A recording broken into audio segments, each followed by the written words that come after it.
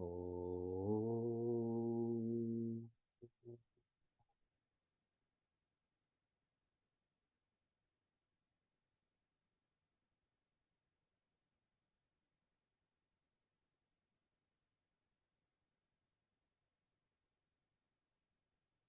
Om.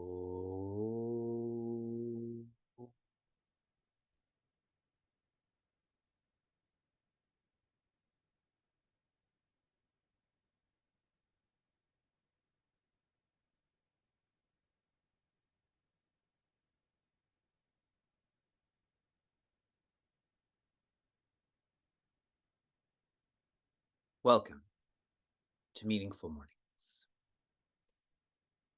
I was in Buffalo yesterday, and some of the organizers at the Chinmay Mission Center were asking me to facilitate a workshop on parenting for them.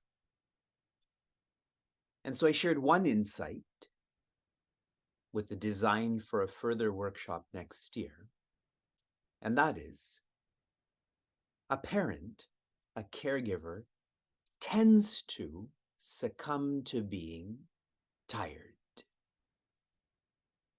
There's a general tiredness in their lifestyle and who they are.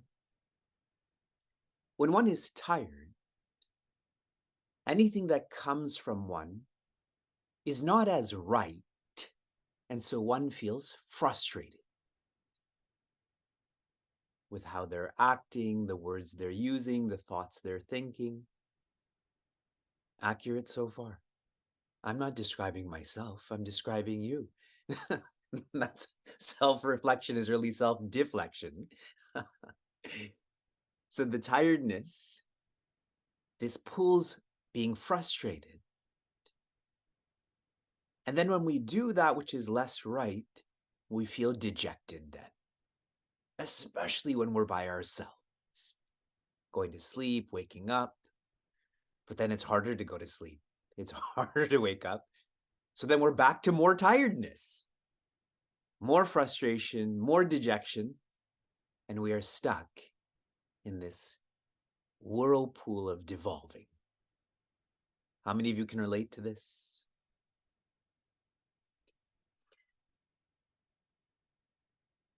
What I try to share is not the problem, but more so a practice to address the problem.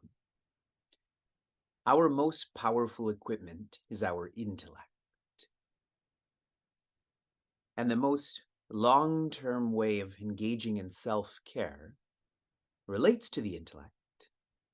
And so the one key practice that I tried to share with those who are listening, is to feel what is coming your way is your responsibility. In Sanskrit Dharma, if you feel this, your tiredness will be less. Just like a teenage boy who likes to game, there's no hunger, there's no tiredness, because they feel gaming is their responsibility. They're going to become professional gamers as they grow up.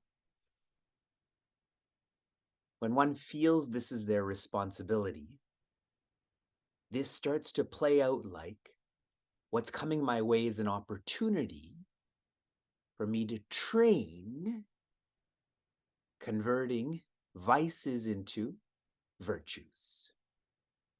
I have these vices like being tired, but converting them into virtues, my own strengths. This is what we try to do in Meaningful Mornings also before the heaviness of our responsibilities kicks in. School, driving, errands, etc. To feel all that's going to happen to you today is your responsibility. It is an opportunity for you to be virtuous. I assure you, you will be less tired then. But unless you practice, what I'm sharing is just another intellectual appreciation. Like many of the things we do in life, what we learn in college, when we go to museums and so on. Chapter 17 is the second appendix. Its focus is on likeness, more technically, as your faith, so you are. Those with lots of faith, those with less faith, those with little faith. Through this classification, we come to identify what level of faith we have. Faith in what? Sadhana. Sadhana is defined as means, the means to being happier in happiness. Put more simply, discipline or practices that lead one to being more happiness. Those with lots of faith, everything is an opportunity. Those with little faith, everything is a problem. With this base classification of lots, less, little, in terms of faith, in discipline, Shri Krishna shows how this expresses with ahara. Ahara is what you associate with, what you input. He zooms into food. Fresh food nourishes lots of faith. Processed food nourishes less faith. Old food nourishes little faith. I use the terminology of leftover culture. Shri Krishna then shifts to yajna, from association to dedication. When one's dedication is to presence, this nourishes lots of faith. Remember, as your faith, so are you. Those who are dedicated to purpose, they nourish less faith. Those whose dedication is to people, and I qualified this by their own people, family and community only, not into society and humanity, where it's not your own people, then they nourish little faith. Now, Shri Krishna is shifting into tapa. Tapa means sacrifice, and he's starting off at a action level. Sharira, what comes from the body. In verse 14, there is a comprehensive sharing on how one's entire lifestyle should be directed to nourish lots of faith. This is a beautiful verse. And there's so much content that sometimes we feel that this is impractical for us. We can't do this, this, and this. Fine. You extract one facet from this verse, one practice. This is how one engages in manana or personalization. My suggestion to you, to get to this comprehensive change, you start with incremental change. In this verse particularly, maybe practice shaucha. Shaucha in a practical ways to be organized with your resources, time, effort. I had shared about CSI. All of the spaces you're in, particularly where there's a sacred science, your study area, your altar, and so on, should be clean, simple, inspiring. When I was growing up in our own home and the homes I would visit, during Deepavali, in preparation for Deepavali, people would engage in being clean, simple, and inspiring. And as soon as Deepavali was over, back to the opposite. But if one is practicing shaucha, you actually never have to engage in clean, simple, inspiring, because it's already like that. One who's practicing shaucha doesn't have to catch up. They're already organized enough to stay on pace. With this, we have now completed half of chapter 17. Quite surreal that we're making our way to chapter 18.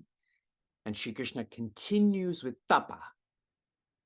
Tapa means to sacrifice. If there's dedication, there is sacrifice from the body level to the speech level. This is a famous verse. You have come across this many times. Anudvegakaram vakyam satyam priyahitam chayat swadhyayabhyasanam chaiva vangmayam tapa uchyate. Joy. From sharira to vakyam. If you look at the first quarter, vakyam means speech or words. So we're going from body to speech, we're going from actions to words. Our words should be anudvegakaram. Whatever comes out of your mouth should not incite. The lightest definition I've come up with for anudvegakaram is excitement. More serious than that, this should not incite distress. And more serious than that, this should not incite pain. So when one is speaking, to not cause rajas, to not facilitate aggressiveness. How is one to do this? This is the don't. That was the first quarter. Here's the do, the second quarter. What comes from one's mouth should flow through satya, hita, priya. Satya means what you're sharing is truthful. Hita, it is useful. And priya, it is beautiful. Truthful, useful, beautiful. If this is not truthful, useful, beautiful, think lots before sharing these words. In a lighter way, I've shared that when one has to offer a serious thought, one should create or wait for the right space, time, and energy, especially when it's criticism. Criticism coming from those who are close to you. There's a great psychology in sharing criticism, in receiving criticism. I'm reading some of Pujya Swami Chinmayananda's writings. Talk only when you want to express agreeable ideas of permanent values, which would be useful to the listeners. Those who are respecting these qualities in their day-to-day verbal activities can be considered as humans performing austerity in speech. Tapa through vakya. In the third quarter, what can help us to not incite aggressiveness? What can help us to incite truth, benefit, and beauty? It is swadhyaya and abhyasa. Swadhyaya, abhyasa. That's in the third quarter. Swadhyaya of a subjective science, a sacred science, like Bhagavad Gita. Swadhyaya is getting to know yourself. These sciences facilitate self-discovery, self-rediscovery. And abhyasa, practice this. Practice being disciplined with your words. for those in the highest vocation today I had shared, when one engages in meaningful repetition, which we call japa, you raise the quality of your thoughts, which causes a reduction in the quantity of your thoughts, which causes a redirection in the quest, the flow of your thoughts. Words are the same way. If you raise the quality of your words, you will find that you're naturally engaged in mauna. Mauna is not quietude of mouth, it is quietude of mind. In Srimad Bhagavatam and in the Ramayana, people who don't use their words or speech in a meaningful way, they're like frogs. Can you share with me in the chat what comes out of a frog's mouth? Phlegm. They croak. Frogs are described as croaking. So that's a really powerful visualization. We think that's a frog over there, but if what I'm talking about is functional, pleasure, possession, position, I'm a frog then. Uchyate, this is all described as tapa, sacrifice, changing. Vak mayam, this is infused into one's speech or words. Final reflection, Pujaswami Chinmayananda has shared. Speech is the constant activity of all, and it is an outlet through which the greatest amount of one's energies are wasted. To control and conserve this unproductive waste of energy would constitute a great inner wealth indeed for the seeker. When you speak, the first person to hear and listen to you speak is you. So if you speak negatively, that's a strong expression of negative self-talk. Self-talk. We'll think more about this verse and so many more practical verses that are coming. From inspiration to application, your application was to live verse 15. Live verse 14. Live verse 14. On Saturday, I had asked you to prepare for Sunday, for this to be a super dedicated day. And on Sunday, you got a map on how to do so. Many, many, many pointers in this map on how to be super dedicated. Your application for today is to live verse 15. Verse 14 is done now, correct? Now verse 15. Tomorrow we go from body to speech to mind. If I don't do it with my body, I can't do it with my mind. So there's a training that's being shared. Shanti, shanti, shanti. Be joy.